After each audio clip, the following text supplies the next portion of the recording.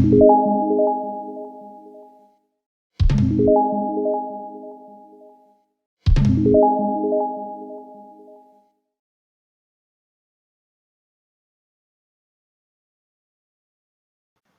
pedirles una disculpa por haber retrasado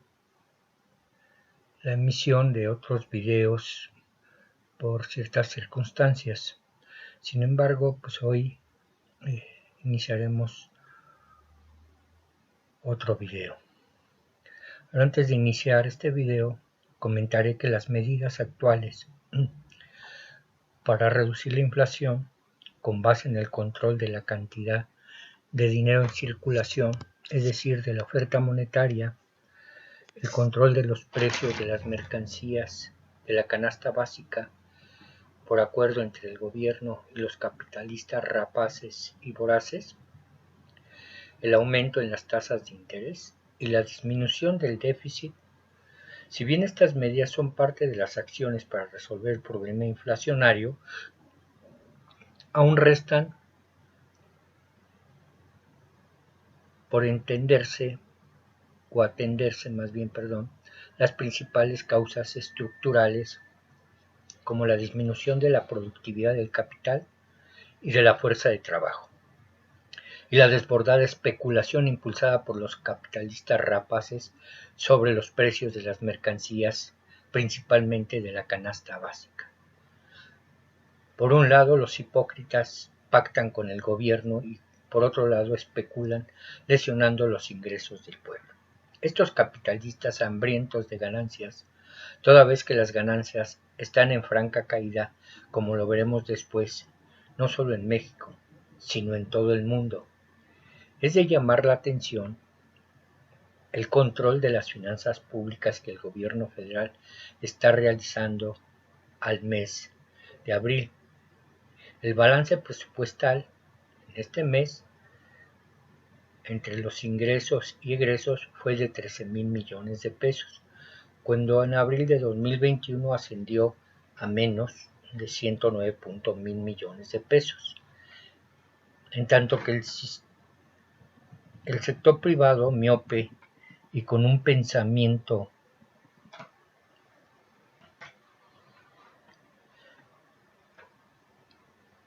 abarrotero y mágico, sigue empecinado en frenar la cuarta transformación, especulando con los precios de las mercancías básicas. Después de este breve preámbulo, pasaremos al tema de este video, el cual se centra en las categorías capitalismo, neoliberalismo y educación. Empezaremos el análisis con la siguiente pregunta: ¿qué relación existe entre el capitalismo, el modelo de acumulación neoliberal y la educación? Para dar respuesta, empezaremos por decir que el sistema capitalista es el modo de producción en que se relacionan los hombres para la producción, distribución y consumo de mercancías. Desde sus orígenes, este sistema económico está basado en la explotación de la clase trabajadora, por lo cual continúa expandiéndose y diversificándose para acelerar la acumulación mediante la apropiación del plus-trabajo o plusvalía que genera la fuerza de trabajo. Sin embargo, el sistema capitalista ha entrado en una crisis profunda, es decir, que la cuota de ganancia continúa disminuyendo, lo cual hace que los capitalistas busquen nuevos modelos de acumulación que le permitan revertir dicha caída de la cuota de ganancia. A partir de las crisis, en particular la de los eurodólares a principios de los años 70, se empezaron a hacer cambios en Inglaterra y Estados Unidos por la saturación para colocar los excedentes petroleros. Ambos países con sus satélites pugnaban por el liberalismo económico, como en su tiempo lo hicieron los economistas ingleses Adam Smith y David Ricardo contra las colonias españolas y portuguesas, por lo que el imperio estableció e impuso el modelo de acumulación neoliberal en casi todo el mundo mediante la política dictada por el Fondo Monetario Internacional y el Banco Mundial. En el caso de México, se firma la primera carta de intención con el Fondo Monetario Internacional en 1976, donde se imponen las medidas de política económica como la no injerencia del Estado en la economía, la reducción del gasto público, en particular el destinado a programas sociales, la adquisición de créditos, la reducción del salario real, entre otras medidas, en tanto que el modelo neoliberal se impuso a partir de la llegada de los tecnócratas al poder con Miguel de la Madrid en 1983. El sistema capitalista, después de la crisis de eurodólares, como mencioné, el imperio impone el modelo de acumulación neoliberal, modelo que si bien en los primeros años de los 80 revirtió en parte la disminución de la tasa de ganancia, lo cual benefició a los 20 países económicamente más grandes, como se observa en la gráfica, mediante la expansión y diversificación en los mercados más rentables, para lo cual se llevaron a cabo medidas como la privatización de los medios de producción públicos y de la banca nacionalizada, el endeudamiento de los gobiernos neoliberales, la reducción del gasto social, la instrumentación de acciones para realizar la explotación más irracional de los recursos naturales, incluida la fuerza de trabajo, el desarrollo de las fuerzas productivas de actividades económicas altamente rentables, la privatización de los servicios de educación, salud, entre otros, lo cual condujo a un amplio ejército de reserva, es decir, de desempleo de la fuerza de trabajo, así como a la desvalorización o reducción de los salarios reales de la clase trabajadora por parte de las empresas transnacionales. A partir de la firma del Tratado de Libre Comercio TLC, condenando así a millones de mexicanos a la pobreza. Por su parte, de las empresas transnacionales partir, como mencioné, también de la llegada de los tecnócratas, condenando así a millones de mexicanos a la pobreza. Por su parte, la tasa de ganancia de México, como se observa en el gráfico, viene desde los años 70 en franca caída, la cual explica en buena medida que los capitalistas recurran a la economía negra, corrupción, tráfico de órganos, trata de blancas, de tráfico de armas y estupefacientes, asaltos, robos, secuestros, lavado de dinero, evasión y elusión fiscal, crímenes, en fin, como una forma de resarcir la caída de las ganancias. La actual División Internacional del Trabajo tipificó las inversiones hacia las actividades altamente lucrativas, incluida con ello la especulación, como forma para la obtención de mayores ganancias, por lo que se dejó de invertir en actividades económicas menos rentables como la agricultura y en algunas áreas de las manufacturas, convirtiéndose a México en un generador de servicios de baja productividad. Hoy la participación del Producto Interno Bruto de servicios alcanza, para el caso de México, más del 60% del nacional. Considerando la continua y sistemática caída de la tasa de ganancia en México, en 1983 se impuso el modelo neoliberal por los gobiernos tecnócratas. Junto con ellos, para sustentar este modelo se creó un sistema ideológico y educativo, modificando los contenidos académicos en las universidades públicas para producir tecnócratas de bajo nivel, es decir, mal formados para ser mal retribuidos. Hay que considerar que desde el exterior exportaban los modelos académicos y de negocios, como por ejemplo las plazas comerciales, que agrupan y segmentan diversos mercados, donde empresas como Sam's, Walmart, Soriana, Aurrera, etc., entre otras grandes cadenas comerciales, son dirigidos hacia consumidores con diversos niveles de ingreso. Estas empresas hacen sus estudios y proyectos de inversión en las casas matriz para adaptarlo a los países como México, dejando de prescindir de la fuerza de trabajo intelectual mexicana que estudió en escuelas públicas y dejando los altos puestos burocráticos a los egresados de las escuelas privadas nacionales e internacionales dentro del gobierno, como fueron el caso de la llegada de los empresarios a dirigir el gobierno en épocas de Fox y de Calderón. Este modelo educativo estaba dirigido para elevar los niveles de ganancias y no mejorar las condiciones de vida del pueblo. Como decía Carlos Marx y Federico Engels, el fin último de los capitalistas es la ganancia. Este modelo educativo permitió así hacer más fácil el saqueo y la explotación de los recursos. El modelo fue convalidado por los traidores con la reforma educativa de Enrique Peña Nieto, siendo de facto un modelo educativo empresarial basado en la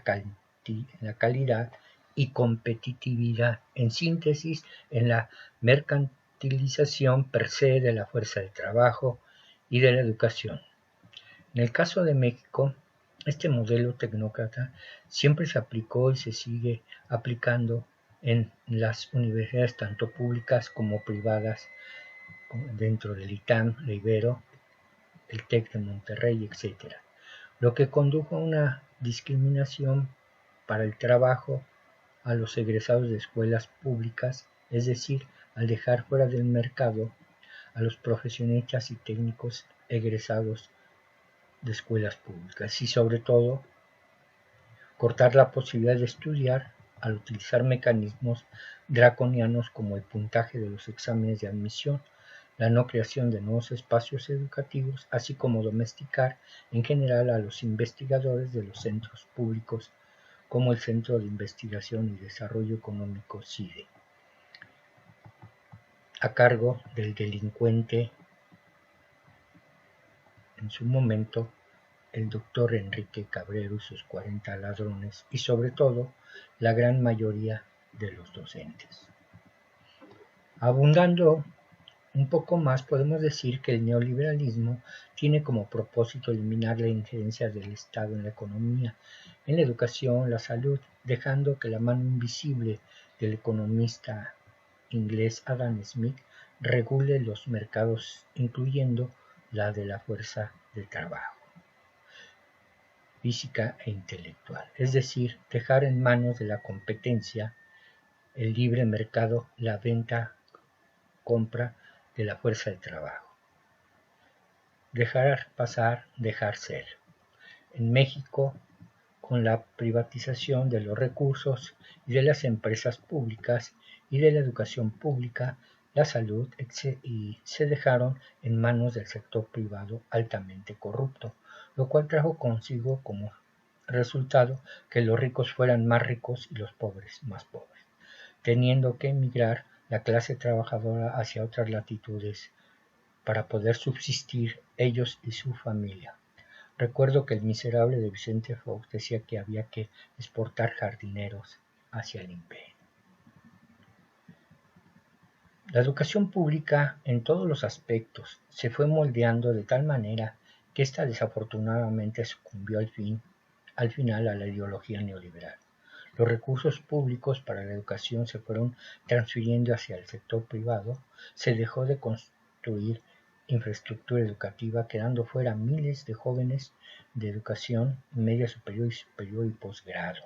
Aumentaron de manera exponencial las escuelas privadas. Los contenidos se centraron en cuestiones pseudotécnicas y empresariales, dejando fuera la generación de profesionistas con vocación social y humanista.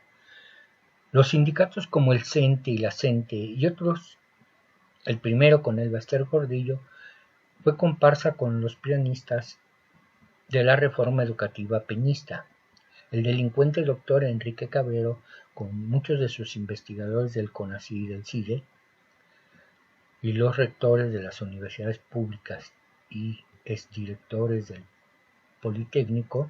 jugaron un papel de lacayos con sus honrosas excepciones. Callaron como momias, diría Andrés Manuel. Las reformas constitucionales fueron sentando la base para institucionalizar el neoliberalismo en México. Las reformas en materia económica fueron dirigiéndose a la privatización de las empresas propiedad del gobierno versus atraco de los ahorros de los mexicanos, al endosar la deuda del sector privado al pueblo mexicano. Por su parte, la reforma educativa en materia social para hacer más pobres a los pobres, reduciendo de manera sistemática el salario de la clase trabajadora e incrementando el desempleo. En materia de política, hacer cambios para beneficiar y tolerar la impunidad de la clase corrupta en el poder, manteniendo un régimen dictatorial antidemocrático. Hoy la reforma educativa, en particular la Ley de Educación Superior del actual gobierno, si bien cumple en general con una educación libre, gratuita, con principios y valores, contenidos sociales y humanos, alejándose así diametralmente de la reforma de Enrique Peña Nieto, la pregunta sobre la instrumentación de esta ley, su aplicación y ejercicio, sería ¿en qué cántaro del conocimiento científico van a beber las nuevas generaciones si el cántaro está vacío? Si los directivos y los profesores en general continúan dirigiendo y enseñando bajo el modelo neoliberal, por lo que se llevará un proceso largo y sinuoso la educación para transformar y mejorar las condiciones de vida existentes. Claro que durante este proceso se debe de seguir luchando por un cambio no solo del modelo educativo neoliberal, que por 40 años dominó con un pensamiento mágico, individualista, empresarial, parcial, mercantil y tecnócrata sobre los temas sociales, sino sobre todo de un cambio de sistema económico, dejando fuera la explotación, la anarquía y el saqueo de los recursos naturales y la destrucción del medio ambiente y los regímenes dictatoriales. ¿Cómo entretejer la teoría marxista con los contenidos de las ciencias sociales, naturales y exactas con la realidad, entre otros aspectos dentro de las aulas, los centros de trabajo, los centros culturales, en síntesis, la praxis social para que la reforma de la educación superior no termine en letra muerta y se pueda avanzar en el ámbito, en el cambio, en la concientización y el desarrollo del pueblo mexicano? ¿Cómo integrar el conocimiento de las diferentes ciencias para desarrollar las fuerzas productivas en beneficio del pueblo y no del gran capital? Por ejemplo, integrar conocimientos entre instituciones públicas que imparten economía agrícola, que involucran a la escuela de Chapingo, las escuelas de economía que imparten economía agrícola, las escuelas de derecho con la materia de derecho agrario, etcétera, para poder aplicar a una autosuficiencia alimentaria y no caer en un pseudo investigaciones como las del CONACYT neoliberal, que hacía vergonzosamente pseudo investigaciones como la vida del santo, el enmascarado de plata, o en mantener una serie de delincuentes comandados por el doctor Enrique Cabrero y sus 40 ladrones. El desvío de recursos o duplicidad de recursos en las becas universitarias, el acoso de ciertos profesores sobre las alumnas, la simulación del trabajo académico, la piratería y plagio de ideas y trabajos, en fin, la vergüenza de contar con secretarios de educación neoliberales como Nuño, el cual fue corregido públicamente por una niña de educación básica. Increíble. No se dice leer, se dice leer. Por último, es de vital importancia incorporar el método científico dialéctico e histórico como eje de los contenidos académicos, que los docentes no solo vean por su gremio aspectos monetarios, sueldos y plazas, sino también cambios en el pensamiento de sus alumnos y de la sociedad, es decir, emprender una verdadera revolución de conciencias a través de la praxis social y contar con directivos rectores verdaderamente comprometidos con el pueblo. Bueno, hasta aquí llegamos. Como siempre, muchas gracias por ver los videos, darle like. También agradezco la participación de mi esposa y de mi nieto, que me ayudan siempre a emprender este tipo de trabajos. Y por otro lado, bueno, muchas de las ideas tal vez muy apretadas no tengan la suficiente amplitud, pero es muy corto y no quiero entrar más a cuestiones que nos podrían llevar horas y horas. Por lo tanto, aquí dejamos esta parte. Gracias y hasta luego.